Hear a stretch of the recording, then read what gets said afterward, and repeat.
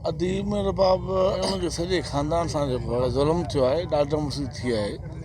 तंहिं करे इंसाफ़ ख़ातिर जेके बि उन धुर में, इन वाक़े में, इन ज़ुल्म में मुलविस आहिनि, उन्हनि खे गिरफ़्तार करे अदालत में पेश कयो वञे त जीअं अदीम रबाब जे ख़ानदान सां जेको आहे त इंसाफ़ थी सघे।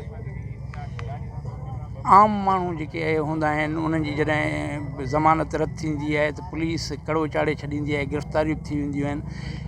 आख़िर ही MP आहे, छो पियो गिरफ़्तार न पियो थिए? तव्हांखे ख़बर आहे त हितां जो कानून रुॻो जेको आहे ग़रीब जे लाइ ऐं कमज़ोर जे लाइ। ईअं हिकिड़ो चवणु आहे त कानून कोरीड़े जूआ ॼार आहे जेको मच्छर खे त आसानी सां फसाए सघे थो, पर ताक़तवर ढॻो उनजा सिंगनि सां उनखे टोड़े हलियो थो वञे। तंहिंजे करे हिते हुअणु न घुरिजे ईअं, पर हाणे हिते बेइंसाफ़ी आहे। इन करे असांजो पुरज़ोर मुतालबो आहे सिंध हुकूमत खां त जेके बि धुरियुनि में मुलविस आहिनि उन्हनि खे गिरफ़्तार करे अदालत जी कटहरी में जेको आहे पेश कयो वञे त जीअं उते इंसाफ़ थी सघे। जी, तव्हां वकील आहियो, हीउ जेको धरणो लॻो पियो आहे बुरहान चांडियो जी गिरफ़्तारी लाइ, कानून में कहिड़ी शयूं आहिनि जेके? साईं, सभ खां पहिरियां त तव्हांजी महिरबानी साईं टाइम न्यूज़ जी।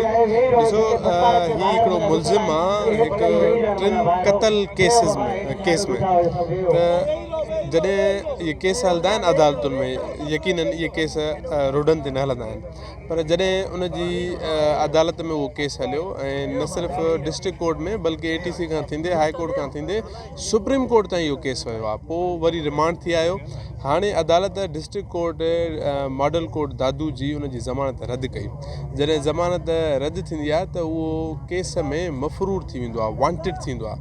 त जॾहिं कोई बि केस में वांटेड हूंदो आहे त पुलिस जो कमु आहे उनखे फ़ौरन गिरफ़्तार करणु।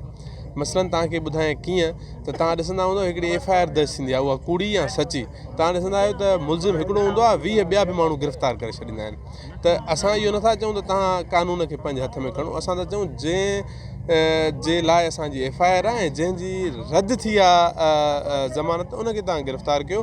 ऐं उन में गिरफ़्तारीअ में डिले छाजो, तव्हांखे छा मसइलो आहे जो तव्हां उहो नथा करे सघो? यकीनन इहो आहे त छो जो हू हुकूमती धुर में वेठल आहिनि, यकीनन इहो आहे त हू सरदार आहिनि। त इन जे करे असां हुकूमत खे अपील कंदासीं, हीउ धरणो सिर्फ़ु ऐं सिर्फ़ु इन जे लाइ आहे त बुरहान चांडियो जी गिरफ़्तारी थिए, छो जो उहो उनजी ज़मानत रद्द थी चुकी आहे। असांजो मुतालबो सिर्फ़ु इहो ई आहे त असां एसी ताईं वेहंदासीं जेसीं ताईं बुरहान चांडियो खे गिरफ़्तार नथो कयो वञे, ऐं असां एसी ताईं अदीम रबाब सां गॾु आहियूं ऐं जल्द सां जल्द जेको आहे बुरहान चांडियो खे गिरफ़्तार कयो वञे ऐं हिकु कानून जेको आहे उन कानून खे कानूनी कयो वञे। ऐं बसि पुलिस खे जेको आहे जल्द सां जल्द हुनखे गिरफ़्तार करणो हुजे, न त तेसीं ताईं असां वेठा रहंदासीं ऐं उनजी अदीम रबाब सां गॾु आहियूं।